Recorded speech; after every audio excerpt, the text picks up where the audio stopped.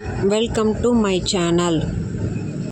This video sponsored by SBO Digital Marketing. வீட்டில் இருந்து வேலை செய்து பணம் சம்பாதிக்க ஒரு அருமையான வழி.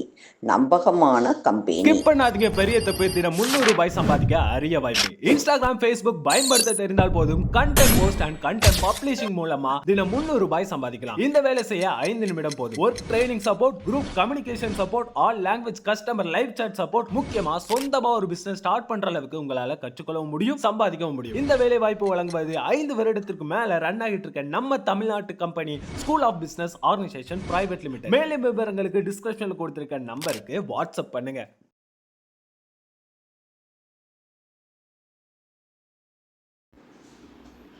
Lovely aari embroidery.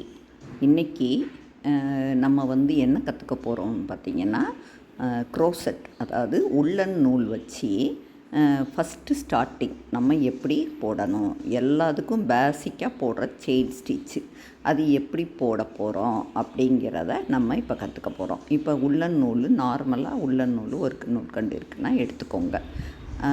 அதில் அந்த திக்னஸ் கொஞ்சம் பெருசாகவும் சின்னதாகவும் இருக்கும். நீங்கள் நார்மலாக சின்ன சைஸே எடுத்துக்கலாம் பழகும்போது. அடுத்து நீடில். நீடில்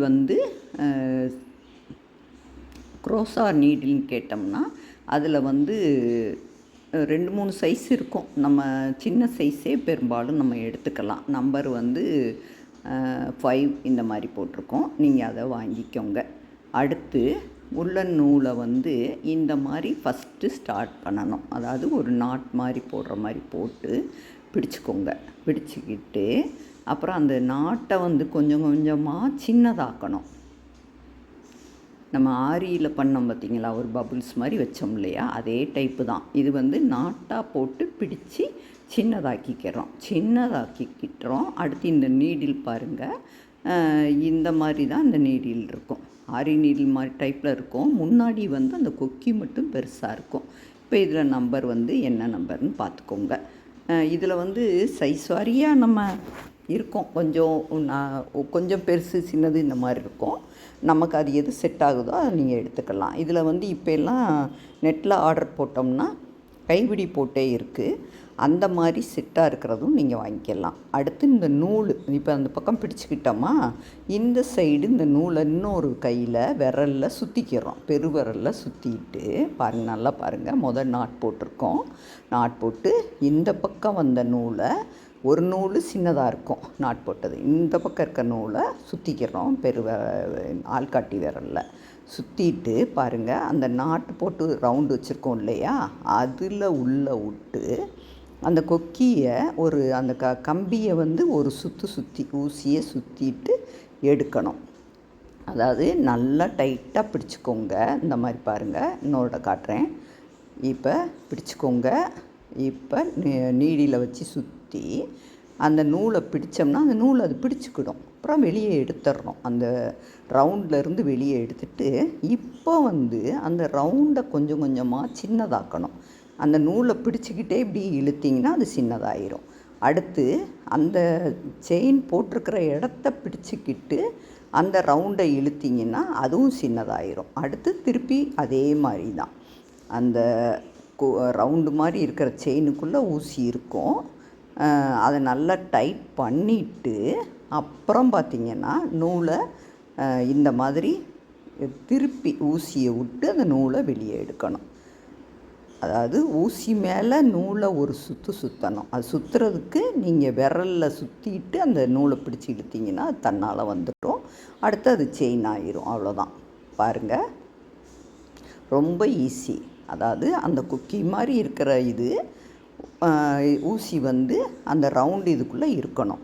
இந்த பக்கம் விரலில் 2 சுற்றி இருக்கணும். டைட்டாக இருக்கணும். இப்போ ஒவ்வொரு தடவையும் நீங்கள் அந்த சுற்று கலண்டுச்சுன்னா நல்லா டைட் பண்ணிவிட்டு இன்னொரு அதாவது அந்த கையில் இன்னொரு விரலில் அந்த நூலை பிடிச்சிக்கிடணும். செயின் போட்டிருக்க நூலை நீங்கள் ஒரு விரலில் பிடிச்சிக்கிட்டு இன்னொரு கையில் ஊசி வச்சு அந்த ரவுண்டாக இருக்கிற இதுக்குள்ளே செயினுக்குள்ளே உள்ளே விட்டு நீங்கள் அந்த நூலை ஒரு சுற்றிட்டு வெளியே எடுக்கணும். அவ்வளோதான்.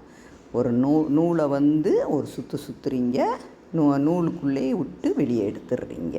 அடுத்து கொஞ்சம் டைட் பண்ணிக்கணும், அவ்வளோதான். நீங்கள் நார்மலாக போட்டால் செயின் வந்துக்கிட்டே தான் இருக்கும், ஆனால் அந்த செயின் கொஞ்சம் லூஸாக இருக்கும்.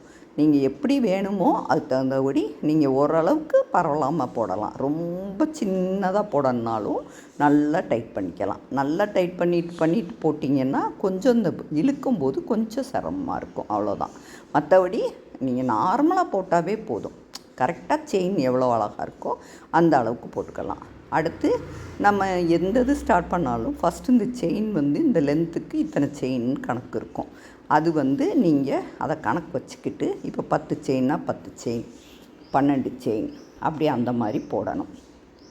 பாருங்கள், நூலை அது இழுக்குது, வெளியே எடுத்துடுறோம், அவ்வளோதான். ரொம்ப ஈஸி. நீங்கள் அந்த நாட் போட்டு நூலை எடுக்கும்போது மட்டும்தான் கொஞ்சம் சிரமமாக இருக்கும்.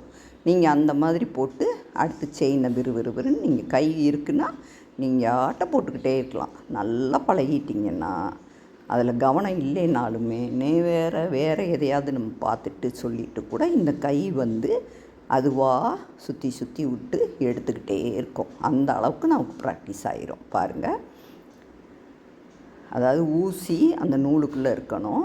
அடுத்து ஊசி மேலே நூலு கீழே அடுத்து ஒரு சுற்றிட்டு அந்த நூலை எடுக்கணும், அவ்வளோதான். போட அந்த செயினை மட்டும் டைட் பண்ணிக்கிட்டே வரணும். கொஞ்சம் நீங்கள் பிடிச்சி இழுத்தீங்கன்னா ஊசியில் மாட்டிக்கிட்டு லைட்டாக நீங்கள் இழுங்க, அந்த செயின் முந்தின செயின் பெருசாக நல்லா செயின் அழகாக வந்துடும். பார்த்தீங்களா? இப்போ நம்ம ஓரளவுக்கு போட்டுட்டோம். இவ்வளவு லென்த்துக்கு இத்தனை செயினுன்னு கணக்கு வந்துடும். இதை நீங்கள் கரெக்டாக எண்ணி போட்டுக்கணும், அவ்வளோதான். இன்றைக்கி